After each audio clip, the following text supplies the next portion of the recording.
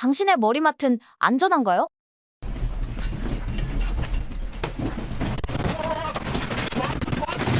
지진이 나면 무조건 밖으로 대피해야 할까요?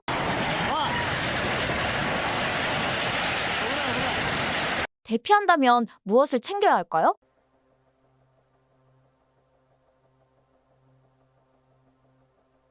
가족들 안전은 어떻게 확인하죠? 일본은 세계에서 지진이 가장 많이 일어나는 나라죠. 일본 지진 사례를 통해 지진 대비 방법, 일모저모와 함께 알아봅시다. 1995년 1월 17일 연휴가 끝난 새벽 5시 46분. 대부분의 사람들이 자는 시각에 발생한 한신 아와지 대지진으로 전체 사망자의 76%에 해당하는 사람들이 무너진 건물과 가구에 깔려 사망했습니다. 이런 피해를 방지하려면 어떻게 해야 할까요?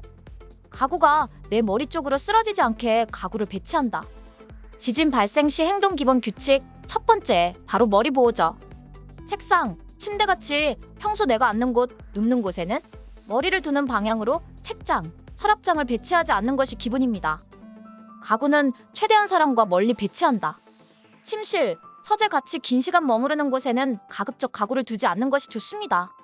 높이가 낮은 가구를 배치한다. 가구의 높이가 높아질수록 가구가 쓰러질 가능성이 높아지는데요. 낮은 가구를 배치하면 가구의 전도 사고 위험을 낮출 수 있어요. 무거운 물건이나 가전제품은 낮은 곳에 둔다. 가구 위에 무거운 물건을 올려두지 않는 것도 기본이죠. 가구나 물건 등으로 출입구, 대피로를 막지 않는다. 지진으로 물건이 쓰러져 출입구를 막아 문이 열리지 않는 경우가 있습니다. 특히 정전으로 주위가 어두운 경우에는 이런 물건에 부딪히는 등 부상 위험도 있어요. 대피에 방해되지 않도록 복도와 계단 주변은 늘 깔끔하게 정리해둡시다. 실제로 도쿄소방청은 소방용 설비가 갖춰지지 않거나 대피로 미확보 등 소방법령을 위반하는 건물과 점포명을 도쿄소방청 홈페이지에 공개하고 있어요. 진도 7을 기록한 쿠마모토 지진은 지진 발생으로부터 3초 만에 흔들림이 최고조에 달했는데요. 재빠르게 재난 정보를 얻는다고 해도 3초 만에 지진을 피할 순 없겠죠? 그렇다면 어떻게 우리 집을 안전하게 지킬 수 있을까요? 전도 방지 기구를 이용해 집 안에 있는 가구를 고정한다. 가구와 천장 사이 빈 공간을 메우고 지지해주는 지진 대비 천장 가구 지지대. 가구와 벽을 잇는 체인과 벨트. 가구를 나사로 고정하는 L자형 고정장치 등 다양한 고정기구가 있답니다. 특히 L자형 고정장치로 가구와 벽에 직접 나사로 고정하는 방법이 가장 효과가 좋다고 해요. 또한 고정장치와 더불어 바닥에 미끄럼 방지 패드, 스토퍼를 함께 설치하면 베스트. 캐스터가 달린 가구나 가전제품도 고정한다. 가구를 이동하며 사용하지 않을 때는 캐스터에 락을 걸어놓거나 탈착식 벨트를 달아 벽에 연결해두거나 캐스터 컵을 이용해 고정합니다. 일본에서는 책장에서 떨어진 책에 맞아 사망하는 사고가 심심찮게 발생하고 있는데요. 머리 위로 떨어지는 물건은 흉기나 다름없습니다. 그렇다면 가구와 더불어 물건에도 지진 대비가 필요하겠죠? 집 안에 있는 모든 수납 가구에 고리나 잠금 장치를 설치한다.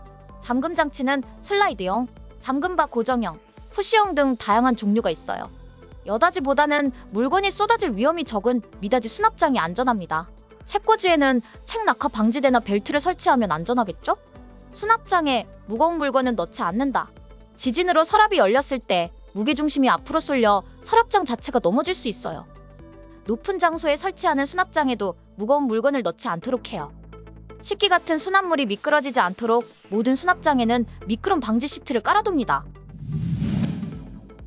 2005년 진도 6 약을 기록한 후쿠오카현 서쪽 해역 지진으로 후쿠오카시 중심가에 있는 10층 건물 유리창이 400장 가까이 깨지는 사고가 발생했어요. 일본보다 고층 건물이 많은 우리나라에서는 더 대비가 필요하겠죠? 유리 비산 방지 필름을 창에 붙인다. 비산 방지 필름은 유리가 창틀에서 쉽게 떨어지지 않도록 하는 효과가 있으며 유리가 깨지더라도 파편이 넓은 범위로 튀는 것을 방지해요. 그리고 롤 모양의 필름은 유리 크기에 맞춰 손쉽게 자를 수 있으니 창문 이외에 유리가 달린 가구에도 부착하여 사고를 예방할 수 있습니다. 또한 커튼을 닫아 놓으면 유리 파편이 튀는 것을 한 번 더 막을 수 있어요. 창문 가까이에 가구나 대형 가전제품을 두지 않는 것도 잊지 마세요. 조명도 깨질 수 있겠죠? 직접 조명보다는 다운라이트를? 펜던트 조명은 낙하 흔들림 방지를 위해 천장에 와이어로 연결합니다. 정리를 하면 화재 예방에도 도움이 된다는 사실 아셨나요? 먼지는 입자가 작아서 불이 잘 붙고 빠르게 연소하기 때문에 쌓인 먼지는 자칫 잘못하면 불쏘시개 역할을 할 수도 있답니다. 정리를 통한 안전공간 확보도 중요합니다. 우선 책상 밑은 언제든 대피할 수 있도록 반드시 공간을 비워두세요. 창문이나 가구와 떨어진 안전한 공간에 손전등, 슬리퍼, 호루라기를 상비해둡시다. 노약자, 아이들 방에는 가구를 최대한 줄인다. 어린아이나 노인은 재빨리 움직이지 못하기 때문에 장애물이 될 수도 있는 가구는 최대한 줄여요. 2018년 9월 6일 발생한 홋카이도 이브리 동부 지진은 홋카이도 관측 사상 처음으로 발생한 진도 7 규모의 지진이며 이 여파로 홋카이도 전역에 대규모 정전이 발생했습니다. 우리는 이러한 정전에 어떻게 대비해야 할까요? 우선 어둠을 밝힐 수 있고 화재 염려가 없는 전등, 랜턴을 준비해요.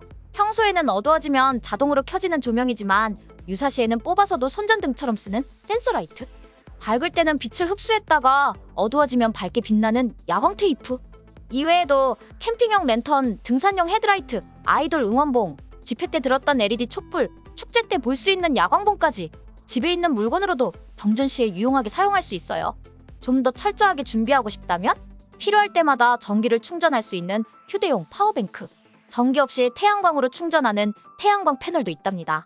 아웃도어 제품을 구매한다면 재난 시 활용법도 함께 고려해봐요. 후생노동성 조사에 따르면 동일본 대지진으로 약 257만 세대의 수도가 끊기고 복구되는데 6개월 반이 걸렸다고 합니다. 일본인들은 어떻게 단수에 대비할까요? 물은 필요량을 계산해서 넉넉하게 준비한다. 성인 1인당 하루 3리터의 물을 필요로 하며 물은 마시는 물 이외에도 씻거나 용변을 보고 빨래, 요리를 하는 데 필요하죠.